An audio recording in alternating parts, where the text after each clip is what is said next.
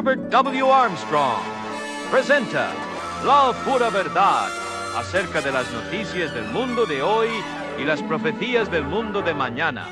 Pues bien, saludos amigos. Este es Herbert W. Armstrong con las buenas noticias del mundo de mañana. Las perspectivas del mundo de hoy y las profecías del mundo de mañana.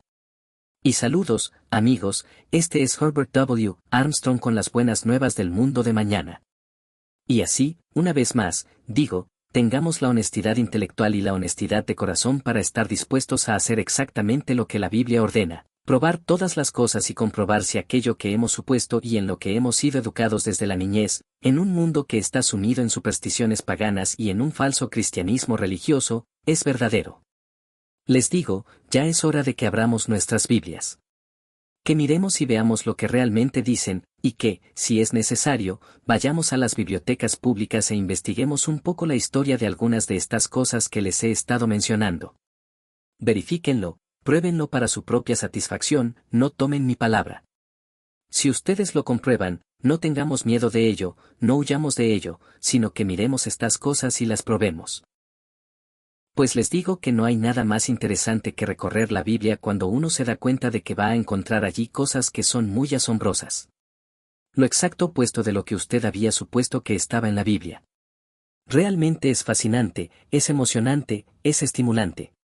Volviendo a contender ardientemente por la fe que una vez fue entregada a los santos, aquí está, abra su Biblia, abra su mente, despójese del prejuicio y abra su corazón, y esté dispuesto a recibir aquello que puede ver absolutamente probado con sus propios ojos, con su propia mente, lo cual realmente proviene del Dios Todopoderoso. Ahora, Jesús había entrado en la casa de uno de los principales de los fariseos. Este era un hombre muy importante en la religión. Era un hombre que tenía una posición destacada en la congregación de aquel tiempo en Judá. Y había allí un hombre, entre varios invitados, que padecía de hidropesía. Jesús había preguntado si era lícito sanar en sábado, porque, como he estado explicando, después de los días de Esdras y Nehemías, se habían apartado de la religión verdadera que les había sido dada en la parte de la Escritura que ahora llamamos el Antiguo Testamento. Y habían agregado muchísimas ideas propias. También habían incorporado muchos de los principios del paganismo en lo que creían. Y así añadieron muchísimos mandamientos y prohibiciones en el día de sábado para hacerlo más estricto, cosas que Dios nunca había ordenado. Las leyes de Dios fueron creadas, mis amigos, y puestas en vigor, y son inexorables, y están en acción, y fueron establecidas para nuestro bien, para nuestra felicidad, para nuestra paz, nuestro gozo y bienestar en toda forma. Dios no es un Dios severo y enojado como se le ha representado. Dios es un Dios de amor. Dios nos puso aquí con un gran propósito y ya es hora de que aprendamos cuál es ese propósito que se está llevando a cabo aquí abajo. Y cada ley que Dios puso en vigor fue para nuestro bien y nuestro bienestar. Y si observamos esas leyes y vamos de acuerdo con ellas, disfrutamos de los maravillosos resultados de ello.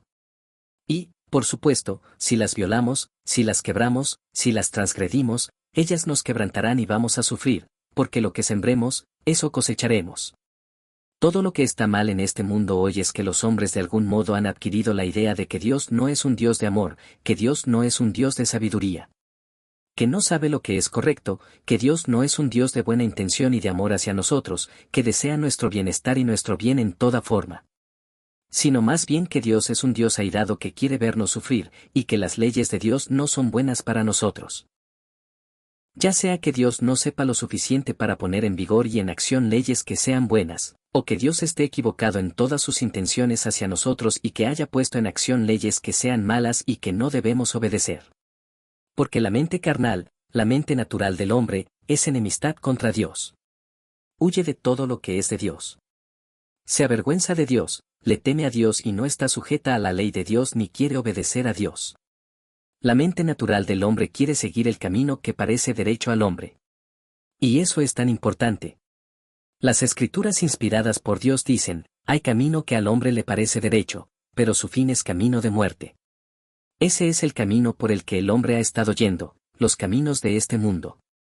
Pueden ver, mis amigos, que este mundo es un mundo obstinado, un mundo que desafía a Dios y que va contrario a las leyes de Dios. que este es un mundo lleno de dolores de cabeza, angustias y toda clase de sufrimientos y penas que el alma humana pueda experimentar, y que es un mundo que ha tenido una guerra tras otra, y que ahora está inventando armas tan terroríficas de aniquilación y destrucción que estamos frente a la posibilidad de la aniquilación de la vida humana de la faz de la tierra. Ya es hora de que despertemos y nos demos cuenta de lo que está ocurriendo y de las causas de ello, y de la razón de todas estas cosas. Pues los fariseos y el pueblo judío en aquel tiempo, y aún unos cuantos cientos de años antes de Cristo, habían ido por el camino que les parecía correcto. Y así añadieron un montón de mandamientos y prohibiciones en el día de sábado para hacerlo un yugo pesado de esclavitud. Habían caído en la religión llamada judaísmo, que es solo una perversión de la religión que se encuentra en Génesis, Éxodo, Levítico, Números y Deuteronomio. Y de acuerdo con su religión de reglas, con las reglas hechas por hombres que habían añadido, habría sido incorrecto que Jesús realizara la obra de liberar a alguien de una terrible enfermedad y sufrimiento en el día de sábado. Así que, cuando él les preguntó, ellos tuvieron miedo de responder. Él sanó a este hombre y lo dejó ir. Y entonces dijo, ¿cuál de vosotros que tenga un asno o un buey que caiga en un hoyo no lo sacará inmediatamente en sábado? Ellos no pudieron responder eso en absoluto. Y luego puso una parábola a aquellos que habían sido invitados a esa cena del sábado por la tarde o la noche, como presumo que era, cuando notó cómo escogían los primeros asientos, los lugares principales de honor. Y entonces les dijo, Lucas 14, versículos del 8 al 11. Cuando fueres convidado por alguno a bodas, no te sientes en el primer lugar, no sea que otro más honorable que tú esté convidado por él, y viniendo el que te convidó a ti y a él, te diga, da lugar a este. Y entonces comiences con vergüenza a ocupar el último lugar. Mas cuando fueres convidado, ve y siéntate en el último lugar, para que cuando venga el que te convidó, te diga, amigo, sube más arriba. Entonces tendrás honra delante de los que se sientan contigo a la mesa. Porque cualquiera que se enaltece será humillado, y el que se humilla será enaltecido. Mis amigos, hay dos condiciones para realmente llegar a ser cristiano.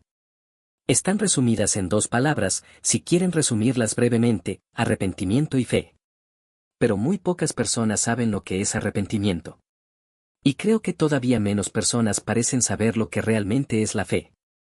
La clase de fe que salva. El arrepentimiento es llegar a aborrecer realmente al yo y el camino en que el yo ha vivido y las cosas en esta naturaleza humana que no son buenas. Y hay mucho en la naturaleza humana que no es bueno. Hay tanto bien como mal en la naturaleza humana, pero hay mucho mal y es una mala mezcla, y el mal usualmente domina. Y el corazón del hombre es engañoso y perverso sobre todas las cosas, dice Dios Todopoderoso en este mensaje inspirado para nosotros. Y quizás una de las características más dominantes de la naturaleza humana sobre cualquier otra característica natural es la vanidad. Todo en este mundo, cuando se analiza, es vanidad, y es natural enaltecer el propio yo. Queremos ser bien considerados por los demás. No estamos tan interesados en ser bien considerados por Dios, porque no vemos a Dios, no nos damos cuenta de dónde está Dios. Dios nos parece invisible. Pero, sin embargo, si queremos ser bien considerados por los demás que vemos. Y eso es solo un tipo de vanidad, orgullo y vanidad. Y esa es realmente la fuente principal de la codicia, que es la otra gran característica fundamental de la naturaleza humana, el egoísmo. Todo es egoísmo, incluso la vergüenza y una especie de falsa modestia. Es simplemente conciencia de sí mismo, estar pensando cómo lo ven los demás, si lo critican, y es un sentimiento centrado en el yo. Necesitamos despojarnos del yo. Todos estamos impregnados de mucho de ello y no es bueno. Ahora bien, cualquiera que se enaltece, y es natural hacerlo, será humillado, pero el que se humilla, ahora, no es natural ser humilde. No muchos lo son naturalmente. Puede haber algunas personas que lo sean, pero no es lo común en el ser humano promedio. Pero Jesús dijo, el que se humilla. Y un hombre que se humilla es un hombre que normalmente es orgulloso y vano, pero que logra controlarse a sí mismo, y que, por el poder de su voluntad y de su mente sobre su naturaleza, la naturaleza de la carne en él, se humilla a sí mismo y se rebaja. Ahora, eso es una de las cosas que uno tiene que hacer. Eso es parte de arrepentirse. Eso es parte del verdadero espíritu de arrepentimiento. Y si no os arrepentís, dijo Jesús, todos pereceréis igualmente. Les digo ahora mismo, Yo podría predicar 2 o 3 sermones o transmisiones enteras solo sobre ese pasaje: cualquiera que se enaltece será humillado, y el que se humilla será enaltecido.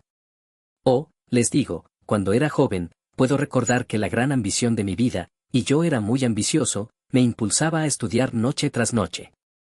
Me desvelaba mucho, quemaba el aceite de medianoche y trataba de prepararme y capacitarme para lograr algo de importancia. Pero, ¿cuál era la verdadera fuerza impulsora en esos primeros días? Comenzó a los 16 años, cuando de algún modo fui despertado y surgió esa ambición en mí.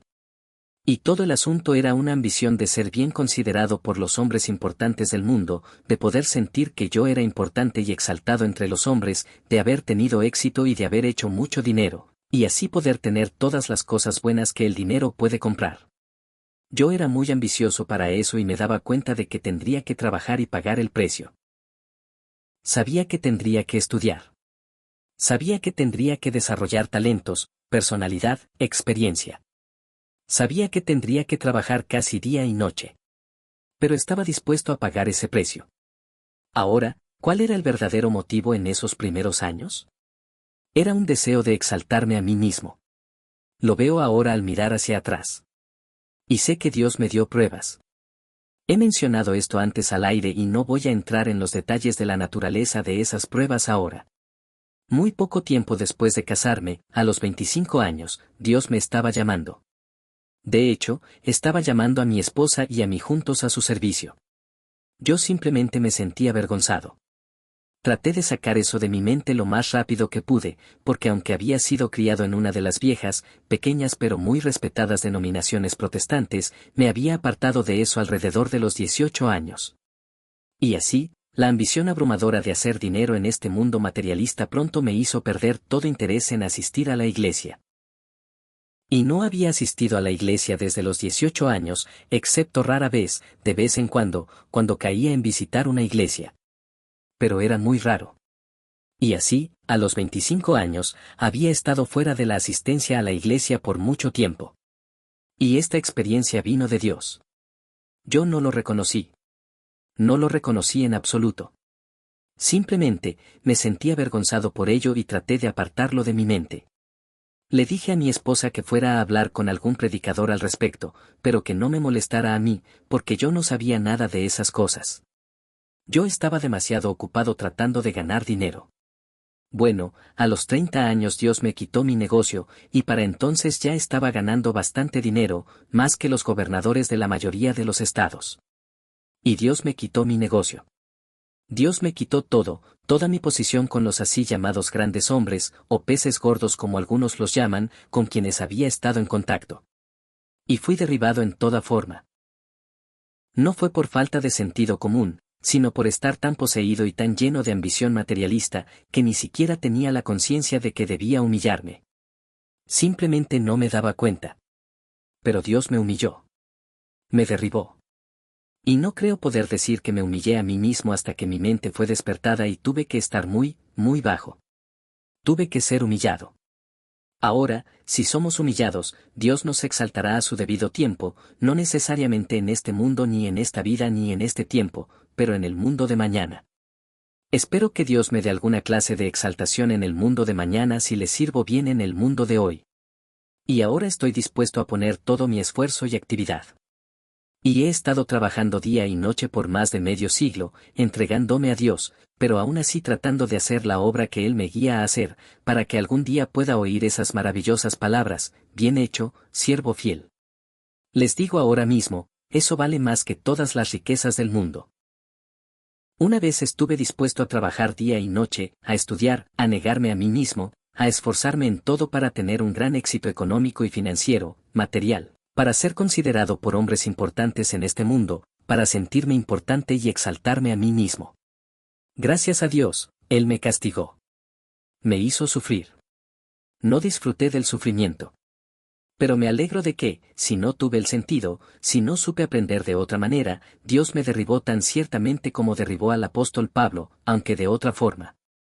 Y me llevó a un lugar de humildad, a un lugar donde consideré que yo no era nada, y me entregué a Él y le di gracias por haber estado trabajando día y noche, esforzándome solo por eso. Ahora mi esperanza es que algún día pueda hacerlo, escuchar esas palabras: bien hecho, buen siervo fiel. Ese es todo el galardón que quiero ahora. Creo que lo recibiré algún día, porque a pesar de todas las debilidades humanas, Dios conoce todo eso y Él mira el corazón. Y Él ve nuestra intención, nuestros motivos, nuestro espíritu, nuestra actitud, y que tanto realmente tratamos y nos esforzamos y hasta qué punto nos rendimos a Él y dependemos de Él para obtener el poder, la fortaleza, la sabiduría, la guía, todo lo que nos falta. Y oh, cuánto tuve que aprender de cuánto me faltaba. ¿Ha llegado usted a ver eso? ¿Ha llegado a ver cuán corto se queda, cuánto le falta, cuánto de Dios necesita? ¿Ha llegado usted a ir a Él para obtener lo que no tiene, de manera que pueda añadirse a lo que sí tiene, y darse cuenta de que proviene de Él, y que solo Él debe ser exaltado y glorificado, y que no hay enaltecimiento del yo, sino únicamente la exaltación de Dios, la alabanza y adoración de Dios, y nunca de uno mismo? Les digo, mis amigos, que ustedes ni siquiera pueden conocer el camino de la paz de la mente, de la felicidad, del gozo de un día emocionante, de una vida estimulante, hasta que lleguen a ese punto. Mientras estén buscando las cosas baratas de este mundo, sus placeres, sus beneficios económicos, las cosas que el dinero puede comprar, estarán llenando solo unos pocos momentos pasajeros aquí y allá, pero despertarán de vez en cuando para darse cuenta de que su vida está vacía. Y cuando todo termine, no habrá sido más que vanidad, no más que tratar de exaltarse a sí mismo y disfrutar en los breves momentos pasajeros. Y su vida pasará mucho más rápido de lo que se imaginan. Y cuando todo termine, verán que no han logrado nada que perdure. Lo que hayan hecho y logrado probablemente ya haya desaparecido, y pronto desaparecerá. Y todo lo que han hecho es exaltar su vanidad. Y han estado esforzándose, como dice el predicador, tras el viento. Nada más que tratar de atrapar un puñado de viento, y eso es todo. Y no tendrán nada que puedan llevar consigo. Y finalmente despertarán, cuando sean un poco mayores, al darse cuenta de que no tienen muchos más años o meses por vivir. ¿Y entonces, a dónde irán? ¿Y cuánto de lo que han buscado en este mundo podrán llevarse con ustedes? Les digo, no hay nada en esta vida que tenga valor eterno, salvo aquello que se añade a lo que se puede llevar con ustedes al mundo de mañana. No hay ninguna meta en esta vida que valga la pena, excepto la meta de alcanzar la resurrección y de nacer de nuevo como un verdadero hijo, un hijo engendrado de Dios en el reino de Dios. El carácter que se forma en tu vida aquí y ahora, todos los valores verdaderos que debes obtener de Dios, y cada parte de ello debe venir de Dios. Con tu cooperación en el sentido de que tú te has entregado, de que te has humillado, de que has llegado a arrepentirte, de que has tenido hambre y sed de estas cosas que no tienes, que Dios debe darte y que está tan dispuesto a darte, y que has acudido a Él para recibirlo, la sabiduría, el conocimiento, el carácter, la voluntad, el poder, la fortaleza, la fe, todo lo que Dios te dará, incluyendo su misma vida. Todo proviene de Dios, y cada parte de estas cosas, mis amigos, que recibes de Dios, es una parte de Él que se añade a ti. Bueno, lo que nació en ti y todo lo material va a caer, no durará mucho. Pero todo lo que vas a Dios y recibes de Él, y añades a tu carácter y tu vida ahora, eso es permanente, eso es eterno, y lo llevarás contigo al mundo de mañana, eso lo llevarás contigo cuando mueras. Oh, les digo, ¿cuántas personas conocen el verdadero propósito de la vida? ¿Cuántos conocen los verdaderos valores de la vida? ¿Cuántos saben a dónde van? ¿Cuántos están usando su tiempo con algún valor? Les digo, amigos míos, miro atrás y ahora puedo ver que todo lo que logré antes de que Dios me llamara, fue desperdiciado y todo fue en vano. Algunas de las experiencias que tuve, creo que Dios mismo me guió hacia ellas porque había ciertas cosas que aprender, que ahora, con una aplicación espiritual y aplicándolas a la obra de Dios, son de gran valor. Y ahora, al añadir lo que Dios puede dar, esas cosas pueden llevarse adelante por toda la eternidad y hacia la vida eterna. Esa es el don de Dios. No es una vida con la que naciste, es el don de Dios. ¿Cuántos de nosotros sabemos eso? Ahora Jesús nos está diciendo aquí que no nos exaltemos a nosotros mismos, sino que nos humillemos, y Él nos exaltará. Él pondrá estas cosas en nosotros que nos exaltan. Y eso es lo único que tiene algún valor, viene de Dios. Lo llevamos con nosotros. Cuando morimos, lo tenemos con nosotros por toda la eternidad. Bueno, continuando ahora, versículo 12. Lucas 14, versículo 12. Dijo también al que lo había convidado. Ahora, este era su anfitrión que lo había invitado. Era un fariseo muy importante, de alto rango en el círculo religioso. Cuando hagas una comida o una cena, no llames a tus amigos, ni a tus hermanos, ni a tus parientes, ni a tus vecinos ricos, no sea que ellos también te inviten a ti y se te devuelva la recompensa. En otras palabras, eso es egoísta, invitar a personas así. Entonces ellos te invitan a su cena y recibes algo de vuelta. Es solo un asunto de intercambio o de negocio. Pero Jesús dijo, cuando hagas banquete, llama a los pobres, a los mancos, a los cojos, a los ciegos, y serás bienaventurado, porque ellos no te pueden recompensar, pero serás recompensado en la resurrección de los justos. Ahora bien, ¿cuándo hemos de ser recompensados? ¿Cuándo recibimos la recompensa que viene de Dios? ¿Vas inmediatamente al cielo si mueres? ¿La recibes ahora en esta vida? No, recibes las arras del Espíritu, lo cual en el lenguaje de bienes raíces significa un anticipo. Eso es todo, únicamente. Y, de hecho, un anticipo ni siquiera es un pago inicial completo. Es un pago parcial hacia el pago inicial solamente. Es apenas un pequeño pago simbólico, parte de un pago inicial, para mostrar tu buena fe y asegurar el trato y hacerlo legal. Eso es todo. Pero serás recompensado, recibirás tu recompensa entonces, en la resurrección de los justos. Y la resurrección, habrá más de una resurrección. Pero Jesús dijo que viene la hora en que todos los que están en los sepulcros oirán su voz. Ahora no la están oyendo. Pero viene la hora, después del 5º capítulo de Juan, cuando todos los que están en sus sepulcros oirán su voz y saldrán. Los que hicieron lo bueno, a resurrección de vida, la resurrección de los justos, de eso está hablando aquí. Los que hicieron lo malo, a resurrección de juicio. Eso es 1000 años después. Mucha gente ni siquiera entiende eso, pero es la verdad. Ahora, la resurrección es la única esperanza de vida que se da en la Biblia. Y cuando uno de los que estaban en este banquete oyó estas cosas, dijo, bienaventurado el que coma pan en el reino de Dios. Eso es en el mundo de mañana. El reino de Dios es la familia de Dios. Y también es el gobierno de Dios, y es la familia gobernante. Es la familia de Dios que ha de constituir la familia gobernante del cielo y la tierra. Dios es el creador y el gobernante del cielo y la tierra. Pero el reino de Dios será la familia gobernante de Dios en esta tierra, con Cristo a la cabeza. Oh, me pregunto si pueden comprender el reino de Dios. Eso es lo que Jesús predicaba, la resurrección de los justos. Eso es lo que Jesús predicaba. Que Dios nos ayude a entenderlo. Bueno, veo que el reloj ha dado toda la vuelta nuevamente y tengo muy poco tiempo. Así que, finalmente, mis amigos, escuchen. Si quieren alcanzar la gloria que es su potencial destino, para realmente cumplir el tremendo propósito por el cual fueron puestos aquí en esta tierra, ustedes no solo deben rendirse incondicionalmente a Dios en un verdadero arrepentimiento y recibir a Jesucristo como Salvador personal, deben ser convertidos, es decir, cambiados mediante el continuo vencimiento y crecimiento en gracia y en el conocimiento de nuestro Señor y Salvador Jesucristo. Deben, como dijo Jesucristo, realmente vivir de toda palabra de Dios, es decir, de toda palabra de la Biblia. Deben llegar a realmente entender la Biblia, pero necesitan ayuda. Por fin, ustedes pueden inscribirse en el curso bíblico por correspondencia del Ambassador College y estudiarlo en su propio hogar.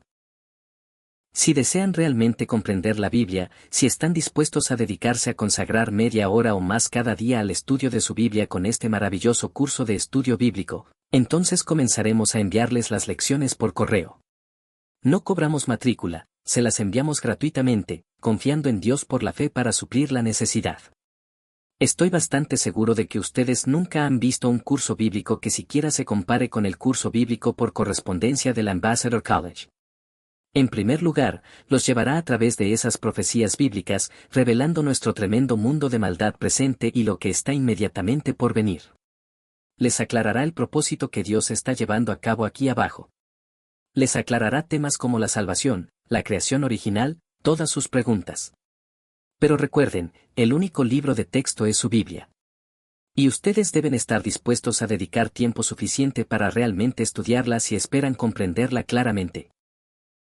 Y es no denominacional. Así que ahora, ¿quieren su primera lección del curso bíblico por correspondencia? No hay ningún cargo en absoluto. No habrá ninguna petición de dinero en absoluto. Solo díganme las siglas de la emisora en la que me están escuchando ahora y envíen su solicitud a Herbert W. Armstrong, Pasadena, California. Repito, Herbert W. Armstrong, Pasadena, California. Y así que ahora, este es Herbert W. Armstrong diciéndoles, adiós, amigos, hasta mañana y diariamente en la mayoría de estas emisoras.